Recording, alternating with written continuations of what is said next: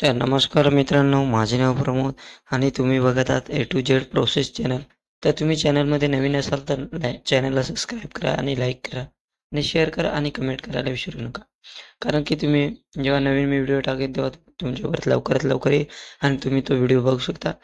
तर मित्रांनो, लाडकी बहीण योजना या याचा तिसरा जो हप्ता आहे तो अजून कोणाला भेटलेला नसेल तर मित्रांनो, माझ्या लाडकी बहिणींना काय प्रॉब्लेम आले, अजून पैसे आलेले नाही. बऱ्याचशा महिलांना पैसे आलेले आहेत, पण काहीकांना अजूनही पैसे आले नाही. तर त्यांचे पैसे कुठे गेले आणि त्याचा प्रॉब्लेम काय आहे? कारण की अनेक महिलांचे अकाउंट एक एकपेक्षा अधिक असतात. एक रोजगारमध्ये काम करतील किंवा असे अनेक त्यांचे अकाउंट असतात. तर महिलांना इथे स्पष्ट केलेले आहे, की कुटुंबांचे निर्वाह भूमिका म्हणून ज्या माझी लाडकी बहीण योजना याची महाराष्ट्र शासनाने 18 जून 2024 रोजी मान्यता दिली आणि ते 21 ते 65 वयोगटातील पात्र महिलांना 1500 असे आर्थिक लाभ डी-बी-टीद्वारे देण्यात येणार आहे. डी-बी-टी म्हणजे काय, की आपण आपल्या अकाउंटला आधार कार्ड लिंक असणे गरजेचे आहे आणि मोबाईल नंबर लिंक गरजेचे आहे.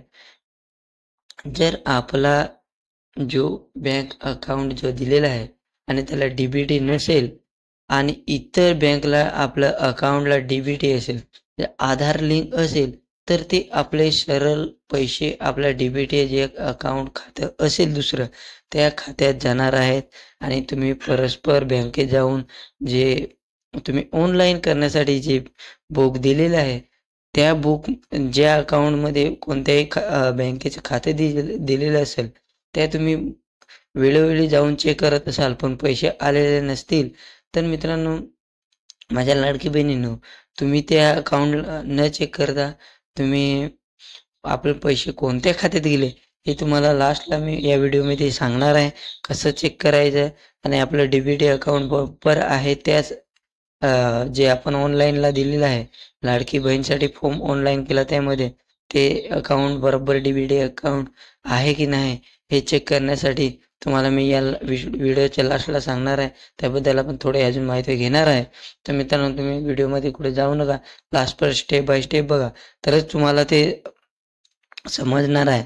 तर मित्रांनो, अशा प्रकारे बऱ्याचशा महिलांना पैसे आलेले नाही. तर मित्रांनो, रायगड येथे आज मीटिंग होणार आहे. या मीटिंगमध्ये सगळ्यांचे पैसे येऊन जाणार आहे आणि पोर्टलवर बरेचसे अर्ज करण्यात आले. एकूण पोर्टलची प्राप्त अर्जाची संख्या बघितलं तर तुम्ही इथे बघू शकता किती आहे. आणि मित्रांनो, इथे जर पोर्टल मंजूर अर्जाची संख्या ती किती आहे ती देखील तुम्ही इथे बघू शकता. किती मंजूर केलेलं आहे आणि संख्या किती. आणि अशा बऱ्याचशा महिलांना एकनाथ शिंदे साहेबांना ज्यांना पैसे आले त्यांनी एकनाथ शिंदे साहेबांना शुभेच्छा दिल्या मित्रांनो.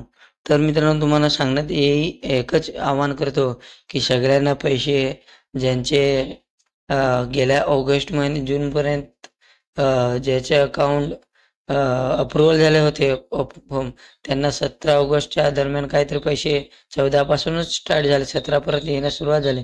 तसे या सप्टेंबरमध्ये 29 तारखेपर्यंत सगळ्यांचे पैसे येतील, पण 25 पासूनच त्याची रक्कम यायला सुरुवात झालेली आहे. कारण 29 तारखेला रायगड येथे मीटिंग होणार आहे एकनाथ शिंदे साहेबांची. त्या कटकरी साहेबांनी ते सांगण्यात आलेलं आहे की तोपर्यंत सगळ्यांचे पैसे आपल्या अकाउंटला येणार आहे. पण त्याचा मुद्दा एक आहे की आपलं बरोबर अकाउंट टी-बी-टी आधार लिंक आहे की नाही हे तुम्हाला नक्की माहीत आहे की नाही.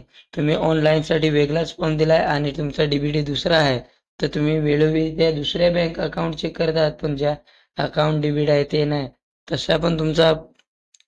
तशावरती पण पैसे येणार नाही, असे तुम्ही लक्षात ठेवू शकता. तर मित्रांनो, जर तुम्हाला डी-बी-टी अकाउंट चेक करायचे असेल तर तुम्हाला गुगलवर यायचे.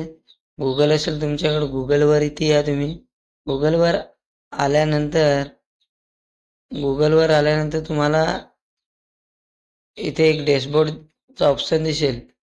डॅशबोर्डचा ऑप्शन दिसेल इथं कॉर्नर साईडला. तुम्हाला दाखवतो कॉर्नर साईडला एक बोर्ड दिसेल. ते बघा इथे क्लिक करा तुम्ही. क्लिक केल्यानंतर तुम्हाला एक डॅशबोर्डचा इथे डॅशबोर्ड करून घ्या. त्याच्यानंतर न्यू क्रोम ब्राउझर यामध्ये तुम्हाला क्लिक करायचं आहे. क्लिक केल्यानंतर तुम्हाला एक दुसरा ऑप्शन येईल.